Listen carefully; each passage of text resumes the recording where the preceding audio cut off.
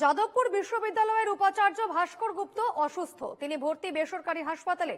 আজই বিকেল 4টে পর্যন্ত সময়সীমা বেঁধে দেওয়া হয়েছিল বিশ্ববিদ্যালয় কর্তৃপক্ষকে, এবং তার মধ্যেই যে খবর আসছে, যাদবপুর বিশ্ববিদ্যালয়ের উপাচার্য ভাস্কর গুপ্ত তিনি ইতিমধ্যেই অসুস্থ হয়ে পড়েছেন এবং বাড়িতেই তিনি চিকিৎসাধীন রয়েছেন, এমনটাই জানা যাচ্ছে।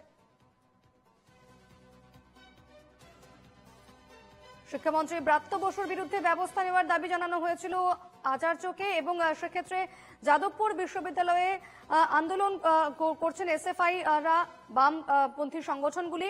তারা এই মুহূর্তে অরবিন্দ ভবনের বাইরে আন্দোলনে রয়েছেন এবং তারা বিকেল 4টে পর্যন্ত সময়সীমা বেঁধে দিয়েছিলেন বিশ্ববিদ্যালয় কর্তৃপক্ষকে। সেক্ষেত্রে উপাচার্য ভাস্কর গুপ্ত তিনি অসুস্থ হয়ে পড়েছেন বলে জানা যাচ্ছে এবং ইতিমধ্যেই তিনি ভর্তি রয়েছেন হাসপাতালে। বিস্তারিত জানবো, আমাদের সঙ্গে এই মুহূর্তে টেলিফোনে রয়েছেন প্রতিনিধি বিউ সরকার। বিউ, বিকেল 4টে পর্যন্ত সময়সীমা ছিল এবং তার মাঝখানেই দেখা যাচ্ছে উপাচার্য তিনি অসুস্থ হয়ে পড়েছেন। ঠিক কি হয়েছে, তার কি জানা যাচ্ছে?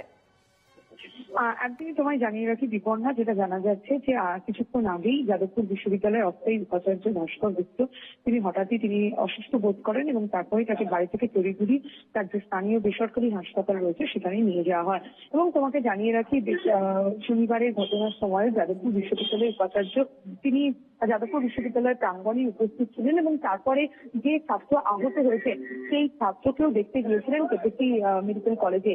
এবং তিনি যেটা অভিযোগ করেছিলেন, তিনি যখন কেপিসি মেডিকেল কলেজে দেখতে যান সেই সময় তার জামা ধরে বা তাকে হেনস্থা করে ছাত্ররা, এমনটাই অভিযোগ করেন ছাত্রছাত্রীদের বিরুদ্ধে যাদবপুর বিশ্ববিদ্যালয়ের অস্থায়ী উপাচার্য। এবং তারপরে তিনি বলেন, এবং গতকালও দেখা যায় তিনি বলেছিলেন যে তাকে চিকিৎসক তিনি পরামর্শ দিয়েছেন এইসব ব্যাপারে তিনি যাতে কান না দেয়, উত্তেজিত না হয়, এবং তারপরে তিনি অসুস্থ বোধ করেন। এবং এই মুহূর্তে তিনি যেটা জানা যাচ্ছে হাসপাতাল সূত্রে খবর যে তাকে তার চিকিৎসা করা হচ্ছে এবং তাকে আপাতত অবজারভেশনে রাখা হয়েছে।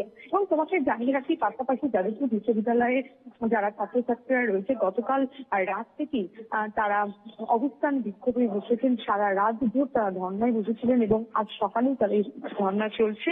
এবং যেটা তাদের দাবি, শিক্ষামন্ত্রীর বিরুদ্ধে হিট অ্যান্ড রান মামলা দায়ের করতে হবে, বিকেল 4টের মধ্যে ক্যাম্পাসে এসে উপাচার্যের নিঃশর্ত ক্ষমা প্রার্থনা বিশ্ববিদ্যালয় কর্তৃপক্ষের তরফ থেকে শনিবারের ঘটনা পূর্ণাঙ্গ বিচার বিভাগীয় তদন্ত করতে হবে, অবিলম্বে ছাত্র সংসদ নির্বাচনের ঘোষণা করতে হবে, গ্রেপ্তার হওয়া অথবা এফআইআর এর নামে থাকা সকল ছাত্রের বিরুদ্ধে মামলা করতে হবে এবং নিঃশর্ত মুক্তি করতে হবে। আজ বিকেল 4টের মধ্যে উপাচার্যকে একেবারে সময় বেঁধে দেওয়া হয়েছিল বিকেল 4টে পর্যন্ত, কারণ আন্দোলনকারীদের যেটা বক্তব্য ছিল, তাদের যেটা দাবি ছিল, সে কারণে এই মুহূর্তে যে বিষয়টা উঠে আসছে, উপাচার্য তিনি তো অসুস্থ হয়ে পড়েছেন, সেক্ষেত্রে বিকেল 4টের মধ্যে যে ব্যবস্থা বা যে পদক্ষেপ নেওয়ার কথা ছিল সেক্ষেত্রে কি হচ্ছে?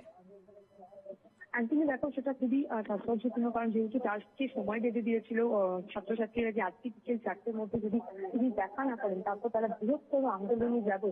এক্ষেত্রে কিন্তু এখান থেকে দেখা গেল আজকে যেহেতু তিনি হঠাৎই অসুস্থ হয়ে গেলেন শারীরিকভাবে, এখন ছাত্রছাত্রীরা তারা কি যদি তাদের সাথে যদি এখনো পর্যন্ত যোগাযোগ করা যায়নি, তাদের কি প্রতিক্রিয়া, কারণ কিছুক্ষণ আগেই ভর্তি হয়েছেন তিনি হাসপাতালে, অনেক স্বাভাবিকভাবে তিনি যেহেতু হাসপাতালে ভর্তি হয়েছে সেখানে তিনি আজকের মধ্যেই যেতে পারবেন। ধন্যবাদ বিউ, এদিকে নজর রেখো।